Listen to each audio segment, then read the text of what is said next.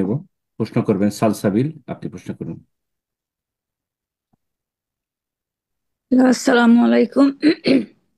সালাম রহমতুল্লাহ বরকাত। উম, আমি ইউএসএ থেকে বলছি। বলেন। শেখ, আমার কোয়েশ্চেন হচ্ছে যাদের জাকাত একটু বেশি মানে আসে, বাট লোনও আছে ওদের, তো জাকাতের টাকাটা কি কিস্তি করে দেওয়া যাবে? জাকাতের টাকা যখন জাকাত ফরজ হয়ে গেছে তার মানে আপনার কাছে টাকা মজুদ রয়েছে, তাই না? 1 বছর ধরে। এটা হচ্ছে জাকাত ফরজের একটি শর্ত, যে আপনার কাছে 1 বছর ধরে সেই টাকাটা আছে, সেটা ব্যাংকে থাক অথবা আপনার বাসায় থাক, যেখানে থাক না কেন। তাহলে যখন টাকা আপনার কাছে মজুদ রয়েছে, আপনি নেশাবের মালিক হয়েছেন, আর জাকাত ফরজ হয়েছে, সাথে সাথে আদায় করতে হবে, এটাই শরীয়তের বিধান। কিন্তু আপনি অল্প অল্প করে জাকাত দেবেন, জাকাত ফরজ হওয়ার পরে এটা চলবে না।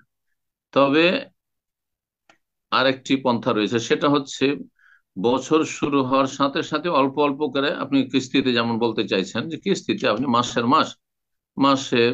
100 200 500 ডলার করে আপনি জাকাত দিতে থাকছেন, দিতে দিতে দিতে হিসাব করে রাখবেন। কিন্তু 1 বছর যখন পুরা হয়েছে, তখন হিসাব করে দেখবেন যে আমি প্রতি মাসে দিয়ে গত 12 মাসে আমি ধরেন 5,000 ডলার আমি জাকাত দিয়ে ফেলেছি, আমার ফরজ হয়েছিল 5,000, সুতরাং আমার জাকাত দেওয়া শেষ হয়ে গেছে। অথবা 6,000, সুতরাং 5,000 অলরেডি দেওয়া হয়ে গেছে, এখন আমার 1,000 বাকি আছে, সেটা দিয়ে দিবেন। এটা করতে পারেন, জি। জাজাকাল্লাহ খায়ের। প্রশ্ন করবেন হালিমাতুস সাদিয়া। জি, আপনি প্রশ্ন করুন। আসসালামু আলাইকুম শেখ। ওয়ালাইকুম আসসালাম রহমতুল্লাহ বরকাত। আমি নিউ ইয়র্ক থেকে বলছি। জি, বলেন। আমি আপনার একটা আলোচনায় আমি শুনেছিলাম, আমি যেটা বুঝেছিলাম যে নবীজি মোহাম্মদ সাল্লাল্লাহু আলাইহি সাল্লাম উনি তো তাহাজ্জুদের নামাজ পড়তেন 8 আর 3 রাকাত মিলিয়ে 11 রাকাত মোট। জি। তো সেইটাই হলো মানে তারাবি নামাজ নাকি মানে রমজান মাসে ওই 11 রাকাতই উনি তারাবি হিসাবে পড়তেন। হুম। তো এখন আমি আমার প্রশ্নটা হলো এরকম যে আমি রমজান মাসে এসার পরে আমি এশার নামাজটা কমপ্লিট করলাম, বিতের নামাজটা বাদ রাখলাম, রেখে আমি যদি হুম। ওই তাহাজ্জুদই পড়ি 11 রাকাত করে মিলিয়ে, আমি যদি তারাবিটা যদি না পড়ি, তো এরকম করে পড়া যাবে কিনা? অথবা আমি তারাবিও পড়লাম 8 রাকাত, আবার ওদিকে যে তাহাজ্জুদও 8 রাকাত পড়লাম, শেষে বিতের 11 রাকাত পড়লাম, আসলে কোনটা বেশি উত্তম হবে? মানে টোটাল আপনি কত রাকাত পড়তে চাইছেন? আমি চাইতেছি 11 রাকাত, ওই যে 8 রাকাত আর 3 রাকাত। তো তো আট এটা রাকাত আমি, কবার করে পড়ে? 8 রাকাত তো প্রথম রাতে পড়ে ফেললেন, আবার আট তো 8 8 16 হলো না? আপনি হ্যাঁ, 16 রাকাত চাইছেন? হ্যাঁ, তাহলে আমি যদি 8 এই পাশে যদি পড়ি, তাহলে সেটা আবার ওই পাশে আবার আরো 8 পড়লাম, এই 16 হলো। তাহলে জি। এটা উত্তম বেশি, নাকি আমি যদি শুধুমাত্র 8ই পড়লাম তাহাজ্জুদের হিসাবে, তারাবি আমি পড়লামই না, সেটাতে কোনো সমস্যা হবে কিনা? দেখেন, আপনি বিষয়টা যদি বুঝে থাকতেন তাহলে মনে হয় আরো ক্লিয়ার হতো। তো একটু আরো ক্লিয়ার করি। সেটা হচ্ছে তারাবি এবং তাহাজ্জুদ একই নামাজের ভিন্ন ভিন্ন নাম। তো যখন একই নামাজ, মানে ওই 8 3 11 রাকাত নামাজের নাম হচ্ছে তাহাজ্জুদ গোটা বছরে। আর রমজান মাস আসলে তাহাজ্জুদও সেটির নাম, আর তারাবিও সেটির নাম, কিয়ামুল লাইল সেটির নাম, কিয়ামে রমজান সেটির নাম, সালাতুল লাইলও সেটির নাম, এই 5টি নাম। সুতরাং নামাজ একটি। এই ক্ষেত্রে সবচাইতে উত্তম সুন্নাহ হচ্ছে, নবী সাল্লাল্লাহু আলাইহি ওয়াসাল্লামের রাকাত সংখ্যার সুন্নত হচ্ছে 8 3 11। মা আয়েশা রাদিয়াল্লাহু তাআলা আনহা বর্ণনা করেছেন, মা কানা ইয়াজিদু ফি রমাদান ওয়ালা ফি গায়রিহি আলা 11 রাকাত। রাসূলুল্লাহ সাল্লাল্লাহু আলাইহি ওয়াসাল্লাম রমজান মাসে হোক আর অন্য কোনো মাসে হোক 11 রাকাতের বেশি পড়তেন না, কিন্তু অনেক লম্বা করে দীর্ঘায়িত করে পড়তেন। 2 রাকাত সালাতেই ধরেন 1 1 ঘন্টা, যে এইভাবে পড়তেন, লম্বা করে পড়তেন। সাহাবায়ে কেরাম এই কোয়ালিটিটা এইভাবে রেখেছিলেন। তারপরে ধীরে ধীরে ধীরে ধীরে মানুষের হিম্মতটা দুর্বল হয়ে গেল।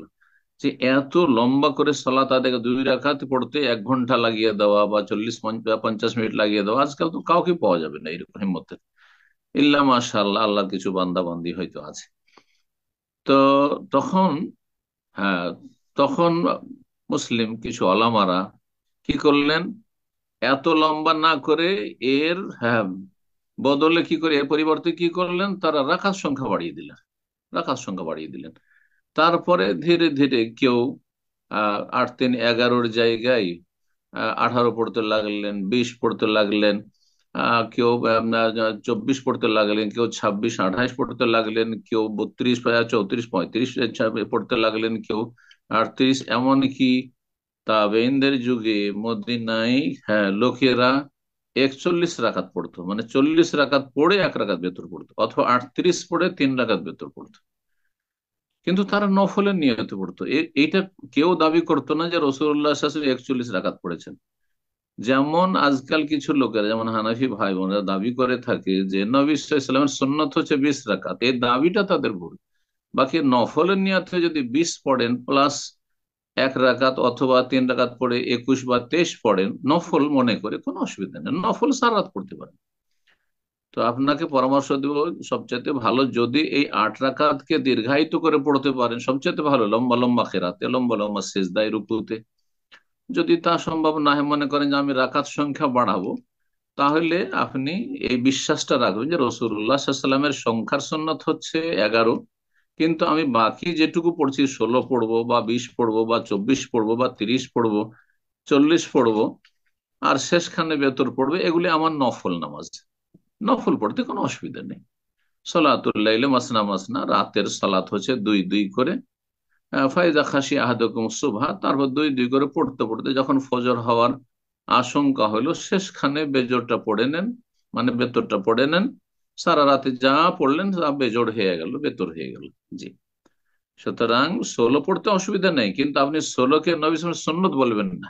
নবী সাল্লাল্লাহু আলাইহি ওয়াসাল্লামের সুন্নত হচ্ছে 8-3-11 রাকাতি, কিন্তু বাকিটা আমি পড়েছি নফলের নিয়ত পড়েছি, কোনো অসুবিধা নেই। সেটা ভেঙে ভেঙে কয়েকবারে পড়েন, একবারই পড়ে নেন, এই রাতে কিছু পড়লেন, সেই রাতে শেষ রাতে কিছু পড়লেন, কোনো অসুবিধা নেই। বারাকাল্লাহ ফিক। শেষ রাতের এবাদত, হ্যাঁ, শেষ রাতের এবাদত প্রথম রাতের চাইতে উত্তম।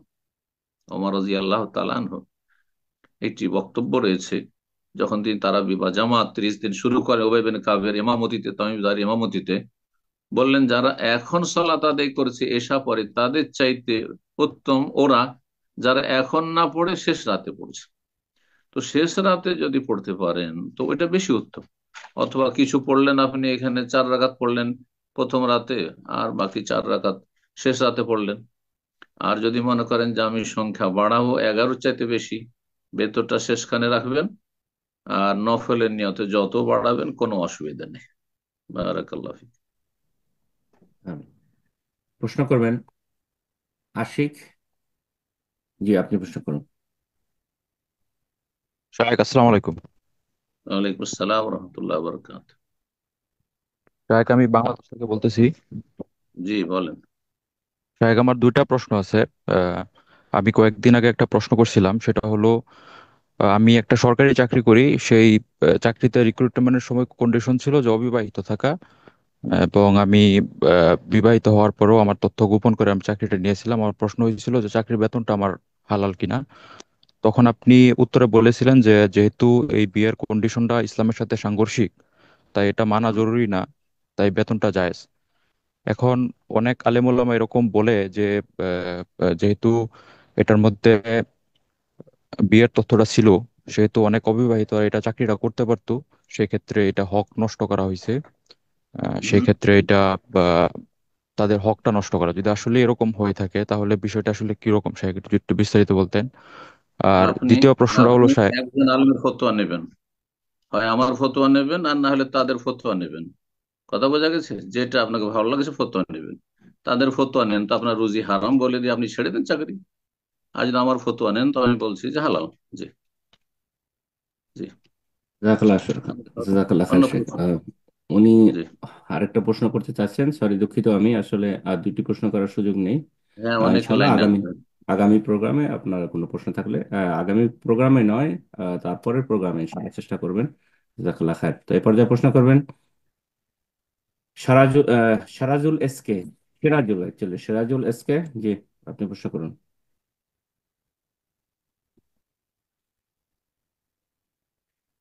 সিরাজুল এসকে, জি ফোনটা আনমিউট করে নিন, প্রশ্ন করুন।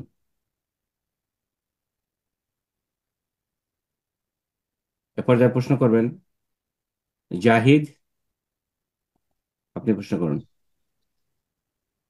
আসসালামু আলাইকুম রহমতুল্লাহি বারাকাতুহু। ওয়ালাইকুম আসসালাম রহমতুল্লাহ বরকাতুহু। জি। শেখ, আমি বাংলাদেশ থেকে, আমার প্রশ্ন ছিল কোনো ব্যক্তি যে এককালে জাহালাতের মধ্যে নিমজ্জিত ছিল এবং বিধায় সে একাধিক রামাদানে কিছু সিয়াম একেবারে রাখেইনি এবং কিছু সিয়াম ইচ্ছাকৃতভাবে ভঙ্গ করেছে, ওই ব্যক্তির ক্ষেত্রে কি বিধান, বা সে এখন যদি এর জন্য অনুতপ্ত এবং সেটার কি কাজা আদায় করবে নাকি কেবল তওবা করাই যথেষ্ট হবে, যদি এই বিষয়ে সংখ্যা বলতেন। জানা আছে? জাযাকাল্লাহু খাইরান। সংখ্যা জানা আছে কতটি এরকম আহ, ছেড়েছে? সঠিক সংখ্যা জানা নেই সেটা, বিভিন্ন সংখ্যা বছরে জানা একাধিক না থাকলে রামাদানে। বেশি বেশি, সংখ্যা জানা থাকলে কাজা করবেন, সংখ্যা জানা না থাকলে আনুমানিক কাজা জায়েজ নয়। তখন বেশি বেশি সুন্নত নফল দিয়ে ঘাটতি পূরণ করবেন। হাদিস আছে কিয়ামতের দিনে যখন আপনি ফেঁসে যাবেন ফরজের ঘাটতিতে, তখন আল্লাহ বলবেন যে অনজুরুল আবদি হাল মিন তাতাউ, দেখো এই বান্দার আর কি নফল সুন্নত রোজা আছে কিনা, সেটা দিয়ে ঘাটতি পূরণ করা হবে। জি, ইনশাআল্লাহ বেশি বেশি সুন্নত নফল রোজা করে, সোমবার বৃহস্পতিবার মাসে 3টি করে, আর এই যে 6 সওয়ালের রোজা, তারপরে অন্যান্য যে জিলহজের রোজা, আশুরার রোজা, এইসবগুলি রাখেন। জি। প্রশ্ন করবেন এমডি মাসুদ আলম, আপনি প্রশ্ন করুন। আসসালামু আলাইকুম রহমতুল্লাহ বরকাতুহু। ওয়ালাইকুম আসসালাম আপনি কেমন রহমতুল্লাহ। আছেন সালমান শেখ? জি, আলহামদুলিল্লাহ। বলেন, প্রশ্ন বলেন। শেখ, আমি বলছি কোলকাতা থেকে, বাড়ি মালদা জেলা। সালাম আলাইকুম। বলছিলাম শেখ, আমরা যে যে কোম্পানিতে আছে আমাদের এখানে সব উর্দু ভাষী, এরা সবাই বেরেলিবি মাঝাবের অনুসারী। তো এরা প্রথম তারাবি পড়াচ্ছে। তো তাদের পিছনে কি আমরা সালাত হবে এবং 5 ওয়াক্ত নামাজও পড়াচ্ছে। প্রথম তারাবিতে কি সমস্যা? আপনার সমস্যা সমস্যাটা কোথায়? সমস্যা সমস্যা খতম তারাবি খুবই স্পিডে পড়ছে। আমরা সিজদার উপরে যেতে পারছি না, তারাবি উঠে যাচ্ছে। খতম করলে যে স্পিডে পড়তে হবে এটা তো নয়। খতম তো সৌদি আরবে হচ্ছে, হ্যাঁ, অনেক মসজিদ হারমানি শরীফেনে হচ্ছে, খতম অনেক জায়গায় হচ্ছে, খতম ইন্ডিয়া বাংলাদেশ অনেক মসজিদ আহলে হাদিস মসজিদেও হচ্ছে, কিন্তু তার ধীর স্থির ভাবে পড়ছে। তারা যদি এমন ভাবে পড়ে যে তাদের তেলাওয়াতের শব্দগুলি সুস্পষ্ট নয়, বোঝা যাচ্ছে না যে কি শব্দ উচ্চারণ করলো, তাহলে এই রকমের সালাত পড়া জায়েজ নয়, এরকমের তেলাওয়াতও জায়েজ নয়, এবং তাদের সাথে তারাই পড়াও জায়েজ নয়। জি। আর বড় শিরকি আকিদার যদি হয়, তাদের পিছনে ইক্তেদা করে সালাত পড়া জায়েজ নয়। সুতরাং নিজে পড়বেন, নিজে পড়বেন, বা 2-4 জন যারা আছেন সহি আকিদা মানহাজে, তারা আপনারা জামাত করে পড়বেন। জাজাকাল্লাহ খায়ের। প্রশ্ন করবেন রাশিকা রাশেদ, আপনি প্রশ্ন করুন।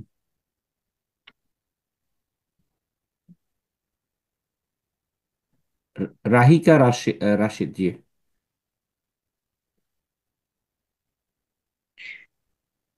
সালাম আলাইকুম রহমতুল্লাহ। ওয়ালাইকুম আসসালাম রহমতুল্লাহ বরকাত। জি, বলেন। হ্যাঁ, ভালো আছেন শেখ? জি, আলহামদুলিল্লাহ। বলেন, কোথায় আচ্ছা, বলছেন? আমি কলকাতা থেকে বলছি। আচ্ছা আচ্ছা, বলেন। হুম, হুম।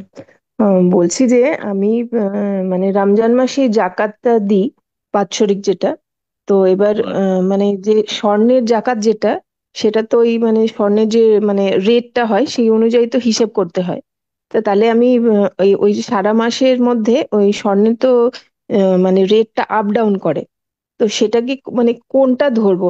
মানে হয়তো আমি যদি প্রথম ডেটে ধরি, তাহলে একটা থাকে, হয়তো কিছুদিনের পরে সেটা অনেকটা বেড়ে গেল বা কমে গেল, তো হুম। সেটাকে মানে কি কি হিসেবে মানে রেটটা ধরতে পারি, আমি সেটাই বলছি। আরেকটা জিনিস যে যে যেদিন তারাবি যেদিন পড়ছি। জাকাত দিচ্ছেন, যেদিন জাকাত দিচ্ছেন হ্যাঁ, সেই দিনের রেটটা জিজ্ঞেস করে নেবেন, ব্যাস। আসল আচ্ছা, মানে হচ্ছে যদি যে আমি প্রথম স্বর্ণের রমজানে জাকাত ধরি তাহলে স্বর্ণ থেকে দিতে হবে, কথা বোঝেন। স্বর্ণের জাকাত স্বর্ণ থেকে দিতে হবে। যদি স্বর্ণ থেকে না দেন মাইনাস করে, তখন যেই দিন জাকাতটা বের করছেন সেই দিনের রেটটা জিজ্ঞাসা করে নেবেন। আচ্ছা। জাজাকাল্লাহ খায়ের। প্রশ্ন করবেন শাহরিয়া। জি, শাহরিয়ার, আপনি প্রশ্ন করুন।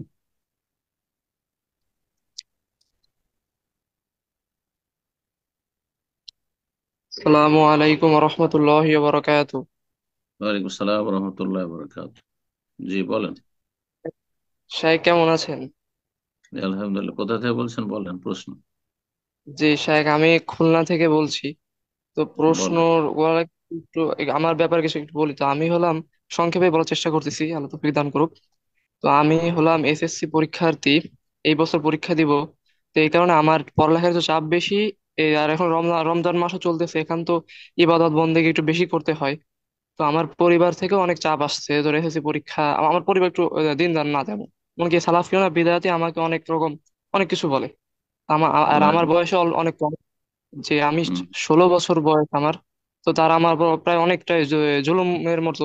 আল্লাহ তাদেরকে হেদায়েত দান করুক, সবার কাছে দোয়া কামনা করি। তো এই কারণে একটু আমার আমার অনেক সমস্যা হচ্ছে। তো আমি হলাম, এই যে খুলনায় থাকি, তো খুলনায় একটা আহলে হাদিস মসজিদ আছে, ওই মসজিদের একজন ইমাম ও মাদানি, জালালউদ্দিন মাদানি নাম। তো ওনার থেকে আলো আমি এই যে ইসলামিক বিষয়গুলো জানার চেষ্টা করি। তো জানার চেষ্টা হুম, করতে গেলে দেখা যায় যে আপনার মতো ডক্টর ইমাম হোসেন, আবু বকর জাকারিয়া, আব্দুর রাজ্জাক বিন, যত শাইখরা আছে, তো তাদের ইমান আমল হিকমত যেভাবে কথাগুলো বলেন, আমি বুঝতে পারি এনারা এরকম না। এমনকি আশেপাশে আরো কিছু আহলে হাদিস মসজিদ আছে, সেই জায়গায় তাদের ইমান আমল আপনাদের মতো না। কথা বলতে গেলে কেমন সুন্নাত তাদের ভিতরে, রাসূল রাসূল রাসূল সাল্লাল্লাহু আলাইহি ওয়াসাল্লামের সুন্নাত তেমন একটা পাওয়া যায় না। তো এইসব ক্ষেত্রে হুম। আমার একটু করণীয়, আমাকে যদি কিছু নসিহা করতেন।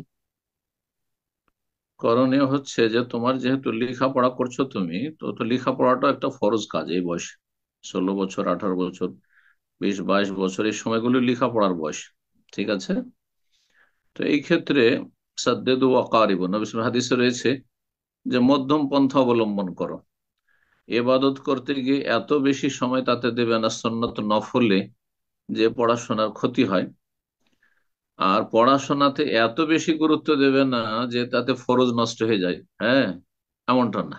এটা হচ্ছে মধ্যম পন্থা অবলম্বন করা। তাতে হবে কি, বাবা মায়েরও খানিকটা উপদেশ শোনা হবে, তাদেরকেও সন্তুষ্ট করা হবে, তার আগে রবকে সন্তুষ্ট করা হবে। তো ফরজ নামাজগুলো পড়বে জামাতে গিয়ে। আর তারপরে তারাবি যতটা পারবে পড়বে। কোরআন তেলাওয়াত করা কোনো জরুরি নয় পরীক্ষার সময়, তোমার যেহেতু পরীক্ষার সময় বা এই বছর ফাইনাল তোমার পরীক্ষা। তো কোরআন তেলাওয়াত করা, অথবা বেশি বেশি সময়, দীর্ঘ সময় ধরে কিয়ামুল লাইল পড়া, অথবা আরো অন্যান্য ইবাদত বন্দেগীতে সময় লাগানো, বিভিন্ন কাজে, এগুলোতে সময় না লাগিয়ে নফল এবাদতের চাইতে তোমার লেখাপড়া, ক্লাসের লেখাপড়া করা বেশি গুরুত্ব রাখে। বোঝা গেছে? তবে যতটা পারবে তারাবি যদি সম্ভব হয় তো তারাবিটা পড়ে নেবে। আর তো বাকি ফরজে যেন কোনো ঘাটতি না হয়। হ্যাঁ, বাবা মা যদি বলে যে না, তো মসজিদে যেতে হবে না, তো ফরজ নামাজ পড়তে যেতে হবে না, তাহলে তাদের কথা ফালাত হতে হবে। সূরা লোকমান আলো, তাদের কথা তখন শোনা যাবে না। কিন্তু যদি বলে যে তুমি এত লম্বা সময় ধরে মসজিদে গিয়ে তুমি কোরআন তেলাওয়াত করছো, তোমার পড়াশোনা নষ্ট হচ্ছে, তাহলে শুনতে হবে তাদের কথা। কোরআন তেলাওয়াতটা একটু কমিয়ে দাও এই সময়টাতে, এই বছরে। আল্লাহ ইনশাআল্লাহ তোমাকে তার উত্তম বিনিময় দেবে, এবং তোমার নেকি হবে ইনশাআল্লাহ। তোমার নেকি হবে, যেহেতু তোমার সদিচ্ছা আছে, নিয়ত আছে যে আমি ভালো কাজগুলো করতাম, কিন্তু যেহেতু আমার সামনে গুরুত্বপূর্ণ বিষয় রয়েছে যে আমাকে এসএসসি পরীক্ষা দিতে হবে, সেই জন্য। তো বাবা মায়েরও কথা শোনা হলো, আর তাদের সাথে সদাচরণ হলো, তাদের অবাধ্য হবে না এবং হেকমা অবলম্বন করবে। সরাসরি তাদের সাথে সাংঘর্ষিক হবে না এবং তাদের কথার প্রতি উত্তর করবে না। তারা যদি অনেক সময় বকাবকি করে, নীরব থাকবে, এটা হচ্ছে ভালো পন্থা। চুপ থাকবে। আল্লাহ তৌফিক দান করুন। বারাকাল্লাহ ফিক। এবং ভালো আলেমদের কাছে মাসলা মাসাইল জানো, মাসলা মাসাইল বলার ক্ষেত্রে সবাই একই রকম নয়। কেউ হয়তো শক্ত ভাষায় বলবে, কেউ হিকমতের সাথে বলবে। কারো অভিজ্ঞতা আছে, কেউ হয়তো প্রথম যুগে আছে। এটা স্বাভাবিক হয়েই থাকে। আহ কোরআন এবং হাদিসের আলোকে যারা মাসলা বলবে আর আস্থা আছে তাদের উপর, তাদের কাছ থেকে মাসলা মাসাইলের উত্তর নেবে। আল্লাহ তৌফিক দান করুন। আমিন। প্রশ্ন করবেন সিরাজুল এসকে। সিরাজুল এসকে, জি, আপনি ফোনটা আনমিউট করে নিন, প্রশ্ন করুন।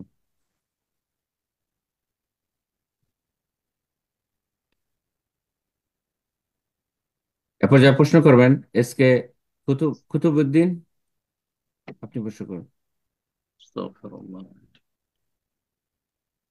আসসালামু আলাইকুম শেখ। ওয়ালাইকুম আসসালাম ওয়া রাহমাতুল্লাহি ওয়া বারাকাতুহু। আমি জি, ইন্ডিয়া হুগলি জেলা থেকে বলছি। প্রথম মাশাআল্লাহ, কথা, বলেন। আপনাকে রমজান মুবারক। আল্লাহ বারিক ফিক। আপনার শরীর আপনার শরীর ভালো রাখুক, আল্লাহ পাক হায়াত বেশি দিক। আল্লাহ সবার সালাফির ভালো। দাওয়াত সালাফির দাওয়াত খুব বেশি বেশি পৌঁছাচ্ছে, খুবই শুনে খুশি আনন্দিত। আলহামদুলিল্লাহ, শেখ, প্রশ্ন আলহামদুলিল্লাহ। হলো, আমার যেটা প্রশ্ন হয়ে গেছে জবাব দিলেন, তবু রিপিট করছি। হুম। তারাবি সম্বন্ধে তিনটে জি। সালাফির আলেমের তিন ধরনের বক্তব্য। একটা সালাফির আলেম বলছে যে হুম। যদি নবীর সুন্নত অনুযায়ী কিয়ামুল লাইল বা তারাবি আদায় করতে যাও 11 রেখাত।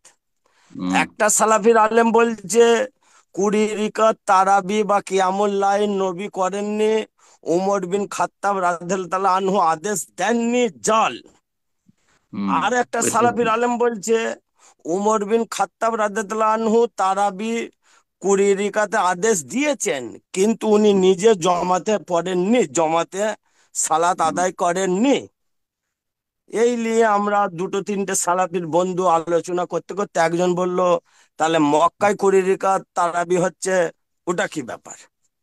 তো এখন এই হয় না। বিষয়ে একটু। হ্যাঁ, করোনার এটাই যুগ বছরে। থেকে শুনেন, 2019-20 থেকে 8 রাকাত হারমাইন শরীফ মক্কা মদিনাতে হচ্ছে।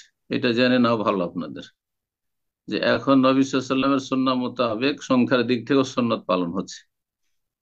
দেখেন, তারাবি রাকাত সংখ্যা নবী সাল্লাল্লাহু আলাইহি ওয়াসাল্লামের হচ্ছে সুন্নাত 11 রাকাত, কিন্তু কোয়ালিটিটাও ভালো করতে হবে।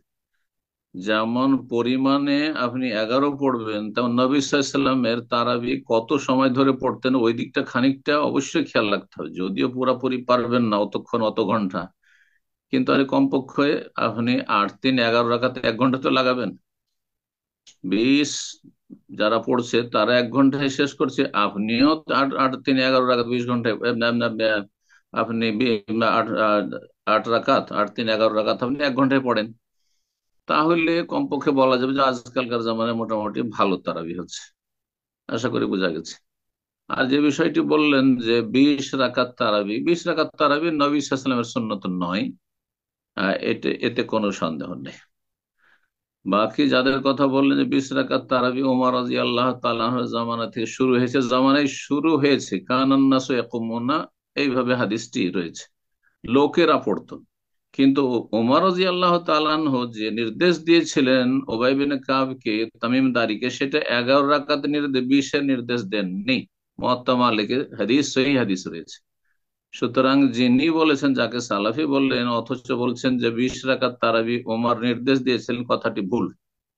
তথ্যটি ভুল বলেছেন উনি, খানিকটা হানাফি ঘেঁষা কথা হয়েছে, অথবা তার হাদিসের সহি জয়ীফের জ্ঞানে দুর্বলতা আছে, যার ফলে এই কথা বলেছেন। একটি হাদিস সহি এই মর্মে যে আমারা ওমর ইবনুল খাত্তাব রাদিয়াল্লাহু তাআলা আনহু উবাই ইবনে কাব ওয়া তামিম আদ-দারি আন ইয়াকুমা লিন-নাস 11 রাকাত, 11 রাকাত। ওমর রাদিয়াল্লাহু তাআলা আনহু উবাই বিন কাবকে, তামিম দারি, এই দুইজন কারি হাফেজকে বললেন যে তোমরা 11 রাকাত পড়াও। এটি সহিহ হাদিস। আর ওমর রাদিয়াল্লাহু তাআলা আনহু নির্দেশ দিয়েছিলেন 20 রাকাত পড়ার, এই হাদিসটি একেবারে দুর্বল, সহিহ নয়। জি, কানান নাসু ইয়াকুমুনা ফি জামানে ওমর বিন খাত্তাব, লোকেরা পড়তো। এখন লোকেরা বিক্ষিপ্ত বা বিচ্ছিন্ন কোথাও পড়তো, সেটা ভিন্ন বিষয়। 100 রাকাতও কেউ পড়তে পারে, 20ও পড়তে পারে। হ্যাঁ, তাতে সরকার আর খলিফার কি যায় আসে, কিন্তু খলিফা যেটা নির্দেশ দিয়েছিলেন সেটা ছিল 11 রাকাতের। জি।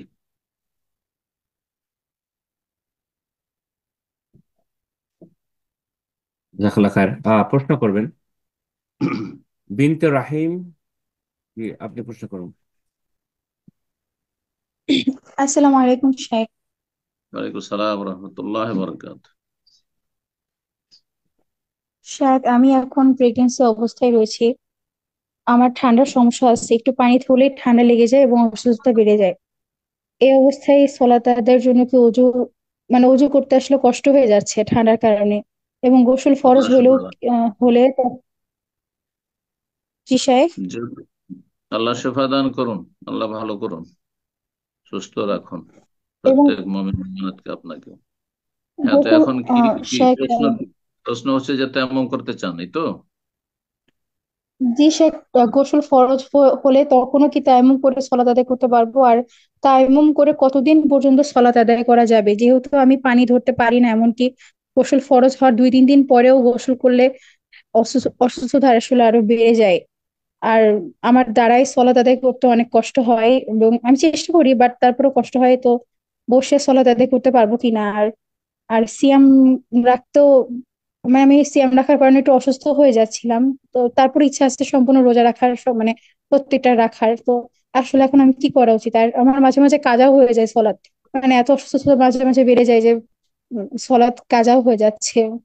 মানে আমি আসলে মানে এখন আমার আসলে কি করা উচিত এক্ষেত্রে? আল্লাহ সহজ করুন, আল্লাহ শেফা দান করুন। প্রথম কথা বলবো, কয়েকটি বিষয় একসাথে তুললেন। তার মধ্যে একটি বিষয় হচ্ছে সালাত কাজা হয়ে যাচ্ছে অসুস্থতার কারণে। এই ক্ষেত্রে পরামর্শ দেবো যে অসুস্থ অবস্থায় সালাত জমা করা যাবে। 5 বারে হয়তো নামাজ পড়া মুশকিল হয়ে যাচ্ছে, জোহর আসর একসাথে পড়ে নেবেন, মাগরিব এশা একসাথে পড়ে নেবেন, আর ফজর পড়বেন। 3 বারে 5 ওয়াক্ত পড়ে নেবেন। এই ছাড় শরীয়তে রয়েছে অসুস্থ ব্যক্তির জন্য। 2 নম্বর বিষয় হচ্ছে যে উজু করলে পানি ছুঁলে তাতে অসুখ বেড়ে যায়। এই ক্ষেত্রে পরামর্শ হতো যে গরম পানিতে উজু করার চেষ্টা করবেন। যদি গরম পানিতে উজু করে দেখা যায় যে আমার অসুখ বাড়ছে না, তাহলে উজু করতে হবে।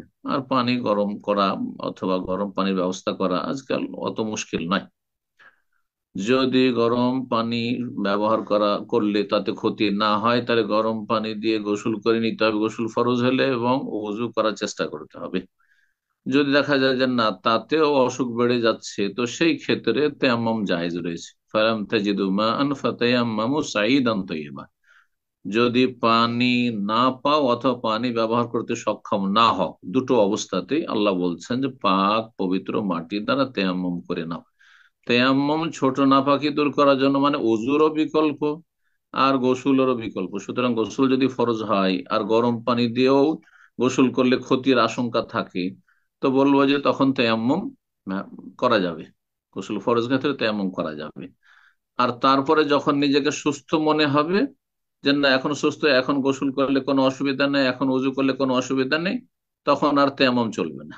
কিন্তু যদি এই এই অবস্থা, এই অসুস্থতা স্থায়ী হয়ে যায়, যে আমি গোসল করতে পারছি না, একবারে গরম পানি দিয়েও গোসল করলে আমার রোগ বেড়ে যাচ্ছে, তাহলে অসুবিধা নেই, অসুবিধা নেই। তায়াম্মুম দিয়েই পবিত্রতা হাসিল হবে। আল্লাহ শেফা দান করুন। আল্লাহ মারদানা মারাদাল মুসলিম, প্রত্যেক মুসলিম নর নারীকে আল্লাহ শেফা দান করুন। আমিন। জি উস্তাদ, জি কন্টিনিউ করব না কি অবস্থা? এদিকে আমি অসুবিধা নেই, সময় জানতে চাচ্ছিলাম আপনার। জি রাত্র। 5 মিনিট চালান, সমস্যা নেই ওকে ইনশাআল্লাহ। ইনশাআল্লাহ, জাযাকাল্লাহ খায়ের। তো এরপর যে আমরা প্রশ্ন নেব, প্রশ্ন করবেন কাজী সুরাইয়া। আপনি প্রশ্ন করুন। আসসালামু আলাইকুম। শেখ, আসসালামু আলাইকুম। আমি ইউসুফ থেকে বলছি। বলেন। আহ, শেখ, এইখানে আমাদের নিকটস্থ এক মসজিদে আমাদের ফজরের কোথা ওয়াক্ত থেকে হয়। বলছেন? বাংলাদেশ? হ্যালো। বাংলাদেশ থেকে বলছেন? না, আমি ইউএস থেকে বলছি। জি বলেন। এখানে নিকটস্থ মসজিদে শেখ আধা ঘন্টা আগে ফজরের ওয়াক্ত হয়, আর অন্যান্য মুসলিম অন্যান্য সবার মসজিদ আধা ঘন্টা পরে হয়। এখানে এখন রোজার দিনে আমার করণীয় কি? নিকটস্থ মসজিদ ফলো করব, না ওই মুসলিম পুরো ওইটা ফলো করব? কারণ আমার বাচ্চারা অতক্ষণ সজাগ থাকতেছে না। আমি নামাজটা রোজার ক্ষেত্রে আমি একটু কনফিউজ ফিল করতেছি। আগে খাই। আপ- আপনার আপনার যেটা নিকটস্থ মসজিদ, সেখানে আগে আধা ঘন্টা আগে এত পার্থক্য কেন? সেটা আমি জিজ্ঞেস করছি। সেটা আমি জিজ্ঞেস করছি ওদের কাছে, ওরা বলছে আমরা এইটা অনেক কি করে গেছি, আমাদেরটাই তোমরা ফলো করবো। আমি 2-3 বছর ধরে এই কনফিউজের ভিতরে আছি। ঠিক আমি আছে, মসজিদে যখন আজান হচ্ছে আর ওরা সহি আকীদার লোক, যারা আধা হ্যাঁ, ঘন্টা ওরা আগে, ওরা সহি আকীদার, ওরা ই করে। তাহলে ঠিক আছে, তাদেরকে অনুসরণ করবেন, তাদের অনুসরণ করবেন। যারা আমাদের বিলম্ব নামাজ পড়ছে, খুব সম্ভাবনা যে তারা হয়তো বিভিন্ন বেদাতপন্থী, যারা ওই ইফতারিত বিলম্ব করে আর ওই ফজরেও বিলম্ব করে, এরকম হতে পারে। জি। কিন্তু সুতরাং যে জন্য জিজ্ঞেস করলাম, যদি কোরআন হাদিসের অনুসারী মনে হয়, সহি আকীদা, তাদের মধ্যে শিরক বিদআত নেই, আর তারা আধা ঘন্টা আগে সালাত আদায় করছে, আজান দিচ্ছে, তাহলে তাদেরকে ফলো করবেন, যেহেতু অমুসলিম দেশে বাস করছেন। সবচেয়ে ভালো যদি আপনার পক্ষে সম্ভব হয় যে আপনি শুভ সাদে, কখন ভোর হচ্ছে, পূর্ব আকাশ ফর্সা হচ্ছে, সেটা স্বচক্ষে দেখে নিতে পারছেন, এটা সবচেয়ে ভালো। তা যদি সম্ভব না হয়, শহরে বসবাস করছেন, তাহলে আপনি আজকালকার যে টাইম টেবিল রয়েছে সেটা ফলো করবেন, যে আমি যে অঞ্চলে বসবাস করি সেখানে ভোর কখন হচ্ছে। জি। আর তাও যদি সম্ভব না হয় তাহলে কোরআন এবং হাদিসের অনুসারী সহি আকীদার মসজিদের আজানকে ফলো করবেন। জি। জাজাকাল্লাহ খায়ের। আশা করি বোনের প্রশ্নের উত্তর হয়ে গেছে। জি শেখ, আমি পরবর্তী প্রশ্ন নেব না ওনাকে আনমিউট করবো? কথা হ্যাঁ বলছিলেন হ্যাঁ, আমার সাথে। প্রশ্ন। জি। জি পড়ব। এই পর্যায়ে প্রশ্ন করবেন আয়েশা হক। জি, আপনি প্রশ্ন করুন।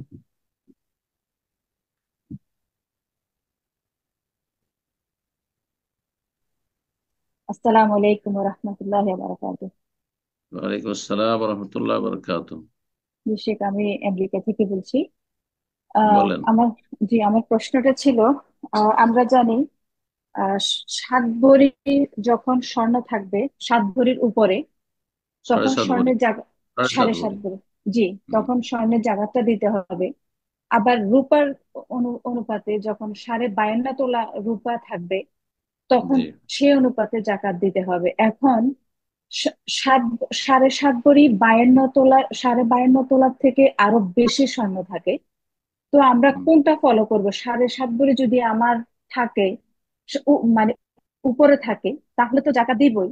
আর যদি 7.5 ভরি পরিমাণ থাকে বা তার নিচে থাকে, তাহলে কি আমাকে জাকাত দিতে হবে, যে রূপার 52.5 তোলা রূপার মানে পরিমাণ অনুযায়ী? না, আপনার কাছে যদি শুধু শুধু স্বর্ণ থাকে, আপনার কাছে রূপা নেই, জি। বুঝছেন? রূপানে শুধু স্বর্ণ আছে, সোনা আছে, তাহলে 7.5 ভরি হলে জাকাত ফরজ হবে। 7.5 ভরি কম হলে জাকাত ফরজ নাই, জাকাত তখন নফল, দিলে দিতে পারেন। জি।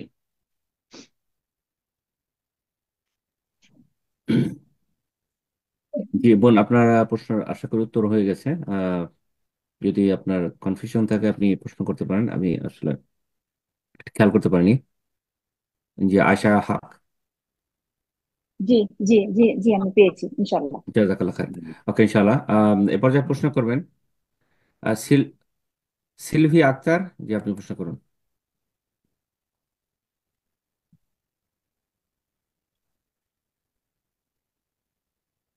সিলভি আক্তার। জি, আপনি প্রশ্ন করুন। ফোনটা আনমিউট করে নিন, প্রশ্ন করুন।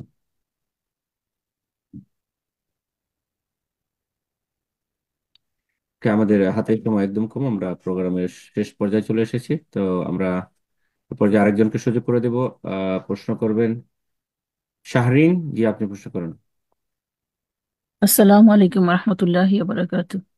ওয়ালাইকুম আসসালাম রহমতুল্লাহ আমি বরকাত। জি, নিউ বলেন। ইয়র্ক থেকে বলছি।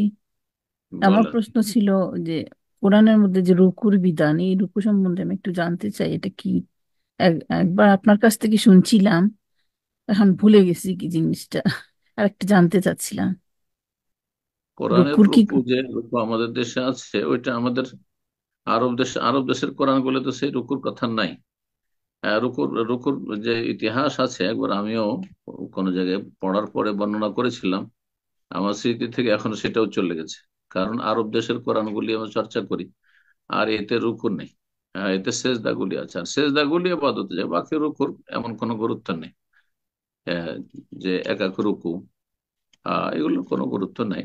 এগুলো আমাদের যেগুলো ভারত, বাংলাদেশ, পাকিস্তানে যে কোরআনগুলি ছেপেছে তাতে রুকুর ভাগটা রয়েছে। আর কোন বিষয়টিকে কেন্দ্র করে রয়েছে সেটা আমার এখন আমার নিজেরও স্মরণে নেই। জি, আল্লাহ তাআলা আলাম। আজকে প্রোগ্রামের সর্বশেষ প্রশ্ন নেব, প্রশ্ন করবেন জুয়েল। জি, আপনি প্রশ্ন করুন। জুয়েল, ফোনটা আনমিউট করে নিন, প্রশ্ন করুন। আসসালামু আলাইকুম। ওয়ালাইকুম সালাম আমি রহমতুল্লাহ বরকাত। জি, বাংলাদেশ থেকে। বলেন। আমার প্রশ্ন হলো যে তারাবি সালাতে ইমামের পিছনে আর কি ফরজ সালাতে নিয়ত করা যাবে? আর হলো হ্যাঁ, ইমাম। অবশ্যই করা যাবে। এটাই সুন্নাত। যারা পরে আসছেন, এখানে সৌদি আরবে এই ভুল করছে অহরহ।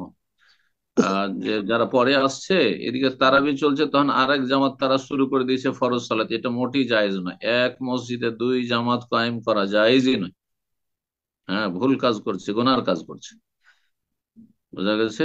এই ক্ষেত্রে সুন্নত হচ্ছে যে ইমামের সাথে লেগে যাবে, যে ইমাম তারাবি পড়ছেন, কিন্তু যারা ফরজ পড়েনি ফরজের নিয়তে লাগবে। যখন ইমাম 2 রাকাত পড়ে সালাম ফিরে দিবে তখন বাকি 2 রাকাত তারা পুরো করে নেবে। আর পুরো করে নেওয়ার পরে তারপরে যখন ফরজ পুরা হয়ে গেল তখন তারাবিতে লাগবে, যতটা তারাবি আমার সাথে পেলো। আর তারপরে ইমামের সাথে বেতর ইচ্ছা হলে পড়বে, আর না হলে যদি মনে করে আমি সংখ্যা পূরণ করব অথবা পরে আরো কিছু পড়বো, কোনো অসুবিধা নেই। জি, কিন্তু এক মসজিদে 2 জামাত কায়েম করা এটি জায়েজ নয়। জি।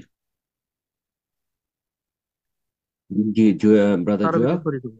এখানে আরেকটি বিষয় স্পষ্ট করি, সেটা হচ্ছে যে নফলের পিছনে বা সুন্নতের পিছনে ফরজের ইক্তেদা জায়েজ রয়েছে।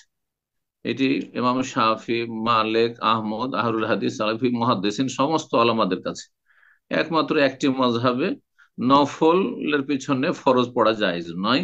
কিন্তু তাদের এটি কিয়াসি, যুক্তিওয়ালা ফতোয়া, হাদিস বিরোধী ফতোয়া। তাদের যুক্তি কি, যে ইমাম নফল পড়ছেন বা সুন্নত পড়ছেন তো ইমাম দুর্বল, আর আপনি যেহেতু ফরজ পড়ছেন মুক্তাদি হয়ে, তা আপনি হচ্ছেন বেশি স্ট্রং। তো আপনি যখন স্ট্রং, তো দুর্বলের ইক্তেদা করা যায় না। এটা হচ্ছে হানাফি যুক্তি কেয়াস। কিন্তু হাদিসের সামনে, দলিলের সামনে কেয়াস করা মোটেই জায়েজ নয়। দলিল কি? সহিহ বুখারীর হাদিস। মুআয বিন জাবাল রাদিয়াল্লাহু তাআলা আনহু, তিনি যে মহল্লায় বাস করতেন তার বংশের লোকেরা ছিল। সেখানকার লোকেরা মুআযকে অনুরোধ করলো যে তুমি যেহেতু আমাদের মধ্যে সবচেয়ে বেশি কোরআনের জ্ঞানী, আলেম, হাফেজ, সুতরাং তুমি আমাদের এশার নামাজটা পড়াও আমাদের মহল্লার মসজিদে। তখন তিনি বললেন যে দেখো, আমি কিন্তু রাসূলুল্লাহ সাল্লাল্লাহু আলাইহি ওয়াসাল্লামের সাথে মসজিদ নববীতে নামাজ পড়ে আসবো, কারণ আমি মসজিদ নববীর ফজিলত ছাড়তে চাই না, রাসূলুল্লাহ সাল্লাল্লাহু আলাইহি ওয়াসাল্লামের ইক্তেদা ছাড়তে চাই না। এশা পড়ে আসবো, ততক্ষণ যদি তোমরা অপেক্ষা করো তাহলে এসে তোমাদেরকে ইমামতি করে দেবো। তখন তারা বললো যে ওকে, ঠিক আছে। তো তাই তিনি করতেন নবী সাল্লাল্লাহু আলাইহি ওয়াসাল্লামের জীবদ্দশায়। প্রথম যেতেন মসজিদ নববীতে, সেখানে গিয়ে নবী সাল্লাল্লাহু আলাইহি ওয়াসাল্লামের পিছনে এশার সালাত পড়তেন। তারপর সুম্মা ইয়ারজু ইলা কওমিহি, তারপরে তার সম্প্রদায়ের মহল্লাতে আসতেন। ফায়াউম্মুহুম, তাদের ইমামতি করতেন। তার প্রথম নামাজটি ছিল ফরজ নামাজ নবী সাল্লাল্লাহু আলাইহি ওয়াসাল্লামের পেছনে। আর দ্বিতীয় নামাজ নিজের মহল্লায় এসে, সেটি তার নফল, তিনি ইমাম। আর তার পিছনে মুক্তাদি, যে আত্মীয় স্বজন মহল্লার তার বংশের লোকেরা, তাদের নামাজ ফরজ ছিল। তাহলে ফরজ পড়নেওয়ালা লোকেরা মুআয ইবনে জাবালের নফলের ইক্তেদা করেছেন। সুতরাং তারাবি সুন্নাত, ইমাম সাহেব তারাবি পড়ছেন, এই সুন্নাতের পেছনে ফরজ পড়নেওয়ালা ব্যক্তি ইক্তেদা করতে পারবে, এই দলিলের আলোকে কোনো অসুবিধা নেই। বারাকাল্লাহু ফিক। আমি জাযাকাল্লাহ খায়ের শেখ। তো আজকে এখানে শেষ করা যাক ইনশাআল্লাহ, অনেক সময় হয়ে গেল। জি জি, দোয়া করে শেষ করে দিন। জাযাকুমুল্লাহ খায়ের। আল্লাহ রাব্বুল আলামিনের কাছে দোয়া করি, আল্লাহ রাব্বুল আলামিন যেন আমাদেরকে রমজান মাসে কবুল করেন, জান্নাতুল ফিরদৌস দান করে, জাহান্নামের আযাব থেকে রক্ষা করেন, এবং আমাদের হেদায়েতের পরে গুমরাহের দিকে আল্লাহ যেন আমাদের না ঠেলে দেন, এবং শয়তানকে আল্লাহ রাব্বুল আলামিন যেন আমাদের থেকে দূরে রাখেন। শয়তানের অনিষ্ট থেকে আল্লাহ আমাদেরকে দূরে রাখেন, শয়তানের অনিষ্ট থেকে আল্লাহ আমাদের হেফাজত করেন। দিন দুনিয়ার শয়তান ক্ষতি করে থাকে, সমস্ত ক্ষয়ক্ষতি থেকে, সমস্ত অনিষ্ট থেকে আল্লাহ আমাদের উম্মতে মুসলিমার হেফাজত করেন। উম্মতে মুসলিমার ভাই বোনেরা যে যেখানে রয়েছেন, আল্লাহ তাদের ভালো পথে চলার তৌফিক দান করেন।